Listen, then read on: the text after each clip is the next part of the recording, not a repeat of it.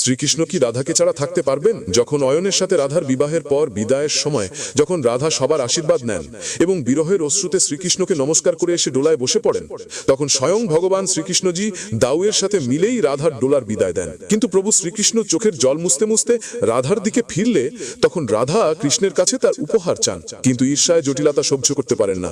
তিনি ভগবান শ্রীকৃষ্ণজিকে ধূর্ত বলে অপমান করেন এবং রাধার হাত ধরে তাকে নিয়ে চলে যান। ফলে শ্রীকৃষ্ণ রাধা থেকে বিচ্ছেদের এই যন্ত্রণা সহ্য করতে পারেন না। তখন মহাদেব স্বয়ং প্রকাশ হয়ে বলেন, আরাধ্য বিধির বিধানকে মান দেওয়ার জন্য নারায়ণের চেয়ে বড় ত্যাগ আর কে দিতে পারে। এদিকে রাধা নিজের কক্ষে বসে কৃষ্ণ থেকে দূরে থাকার যন্ত্রণা সহ্য করছিলেন। ঠিক তখনই একটি তোতা উড়ে এসে বলে, রাধে রাধে। এই কথা শুনে রাধারানীর ব্যথা কিছুটা কম হলো, আর শ্রীকৃষ্ণের পাঠানো চিঠিটি পড়ে রাধারানী অত্যন্ত প্রসন্ন হয়ে যান। এবং তখনই হঠাৎ সেখানে অয়ন এসে যায়। তখনই রাধা বলেন, ওই দরজার বাইরে আমি আমার পত্নী ধর্মের সকল দায়িত্ব পালন করব, কিন্তু দরজার ভেতরে তোমার আমার কোনো সম্পর্ক নয়। আর এইদিকে যখন নন্দজি শ্রীকৃষ্ণ